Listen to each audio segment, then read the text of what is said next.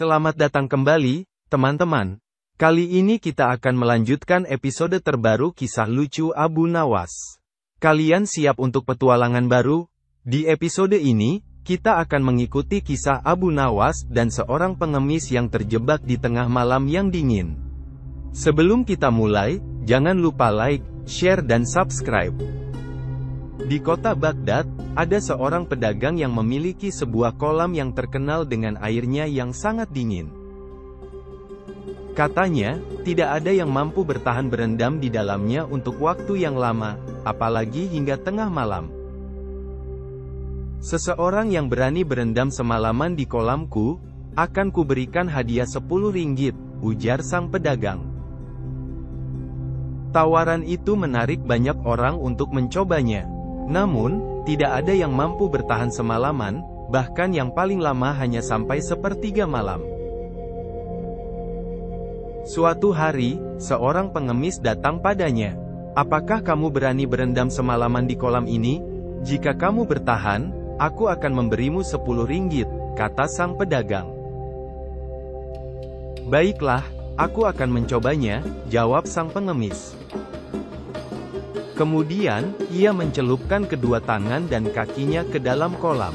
Benar, air kolam itu sangat dingin. "Tidak masalah," katanya kemudian. "Kalau begitu, malam ini kamu bisa berendam di sana," kata sang pedagang. Sambil menunggu malam tiba, sang pengemis pulang dulu untuk memberitahu istri dan anaknya tentang rencananya berendam di kolam itu. "Apa pendapatmu jika aku berendam semalaman di kolam pedagang itu demi 10 ringgit? Jika kamu setuju, aku akan mencobanya." "Aku setuju," jawab sang istri. "Semoga Tuhan memberimu kekuatan." Kemudian, sang pengemis kembali ke rumah sang pedagang. "Malam ini jam 8, kamu boleh masuk ke kolamku dan keluar jam 6 pagi, kata sang pedagang.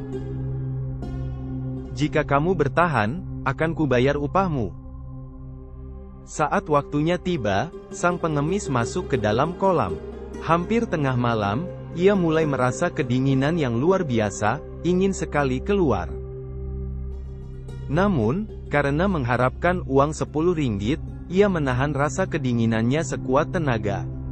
Kemudian, ia berdoa kepada Tuhan agar airnya tidak terlalu dingin. Terbukti, doanya dikabulkan, dan ia tidak lagi merasa kedinginan. Sekitar pukul 2 pagi, anaknya datang menyusul. Ia khawatir bapaknya mati kedinginan. Namun, hatinya sangat gembira melihat bapaknya masih hidup. Kemudian, ia menyalakan api di tepi kolam dan menunggu hingga pagi.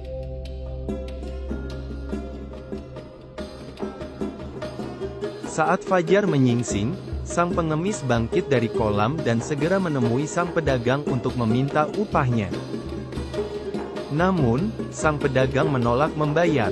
"Aku tidak akan membayarmu, karena anakmu membuat api di tepi kolam. Pasti kamu tidak kedinginan." Namun, sang pengemis tidak mau kalah. "Panasnya api tidak sampai ke tubuhku, selain itu, aku berendam di dalam air. Bagaimana mungkin api bisa masuk ke dalam air? Aku tetap tidak akan membayar upahmu," kata sang pedagang dengan keras. "Sekarang terserah padamu, apakah kamu akan melaporkan atau berkelahi denganku? Aku menunggumu." Dengan hati yang berat, sang pengemis pulang ke rumah.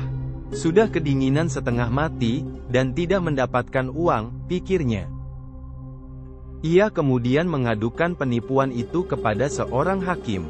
Namun, pengaduannya tidak didengarkan, bahkan hakim justru membenarkan sikap sang pedagang.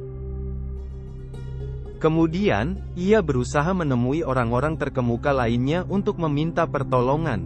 Namun tetap saja ia disalahkan. "Kemana lagi aku bisa mengadu nasibku ini?" kata sang pengemis dengan putus asa. "Ya Allah, hanya Engkau yang tahu nasib hamba-Mu ini. Semoga Engkau menangkan setiap orang yang berlaku adil," doanya di dalam hatinya. Ia pun melangkah dengan langkah yang semakin berat. Dengan takdir Allah, ia bertemu dengan Abu Nawas di sebuah sudut jalan. "Hai, hamba Allah," kata Abu Nawas begitu melihat sang pengemis tampak sangat sedih. "Kenapa kamu kelihatan begitu murung, padahal cuaca begitu cerah?" "Memang benar, hamba sedang dilanda kesedihan," kata sang pengemis, lalu menceritakan musibah yang menimpanya sambil mengadu nasib. "Janganlah bersedih," kata Abu Nawas dengan ringan. "Insya Allah, aku akan membantu menyelesaikan masalahmu. Datanglah ke rumahku besok dan lihat bagaimana aku menyelesaikannya. Dengan izin Allah, kamu akan menang." "Terima kasih banyak atas kesediaanmu membantuku," kata sang pengemis. Kemudian keduanya berpisah. Abu Nawas tidak langsung pulang ke rumah, melainkan pergi menemui Baginda Sultan di istana. "Apa kabar, hai Abu Nawas?" sapa Baginda Sultan begitu melihatnya. "Kabar baik, ya tuanku," jawab Abu Nawas. "Jika tidak keberatan, saya meminta Baginda untuk datang ke rumahku, karena saya memiliki keperluan." "Kapan aku harus datang?" tanya Baginda Sultan. "Hari Senin jam 7 pagi, tuanku," jawab Abu Nawas. "Baiklah, aku pasti akan datang," kata Sultan. Setelah keluar dari istana, Abu Nawas langsung pergi ke rumah pedagang yang memiliki kolam, lalu ke rumah hakim dan para pembesar lainnya yang pernah dihubungi oleh sang pengemis. Kepada mereka, Abu Nawas memberikan undangan untuk datang ke rumahnya pada hari Senin berikutnya. Hari Senin yang ditunggu-tunggu, sejak jam 7 pagi, rumah Abu Nawas telah dipenuhi oleh tamu yang diundang, termasuk Baginda Sultan. Mereka duduk di permadani yang telah disiapkan sesuai dengan pangkat dan kedudukan masing-masing. Setelah semua tamu tiba, Abu Nawas memohon kepada Sultan untuk pergi ke belakang rumahnya. Ia kemudian menggantungkan sebuah periuk besar pada sebuah pohon, lalu menyalakan api di bawahnya. Beberapa lama menunggu, Abu Nawas masih belum muncul. Maka Sultan memanggilnya, "Di mana Abu Nawas? Apakah masakannya sudah siap atau belum?" "Tunggu sebentar lagi, tuanku," jawab tuan rumah. Baginda pun bersabar dan kembali duduk. Namun, ketika matahari sudah hampir di atas kepala, Abu Nawas masih belum muncul di depan para tamu. Perut Baginda yang buncit mulai keroncongan. "Hai Abu Nawas, bagaimana dengan masakanmu? Aku sudah lapar," kata Baginda. "Sebentar lagi, ya tuanku," jawab tuan rumah. Namun, ketika waktu zuhur hampir habis dan hidangan masih belum keluar, Baginda kehilangan kesabaran dan menyusul Abu Nawas ke belakang rumah, diikuti oleh para tamu lainnya. Mereka ingin tahu apa yang sebenarnya dilakukan tuan rumah. Ternyata, Abu Nawas sedang menyalakan api di bawah periuk. "Hai Abu Nawas, mengapa kamu membuat api di bawah pohon seperti itu?" tanya Baginda Sultan. Abu Nawas bangkit, mendengar pernyataan Baginda.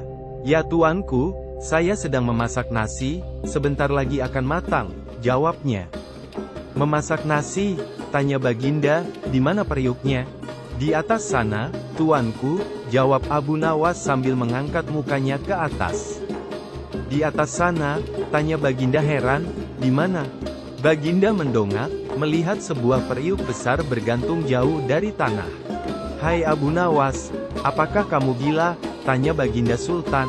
"Memasak nasi bukan seperti itu. Periuk harus di atas, apinya di bawah. Kamu tunggu 10 hari pun beras itu tidak akan menjadi nasi."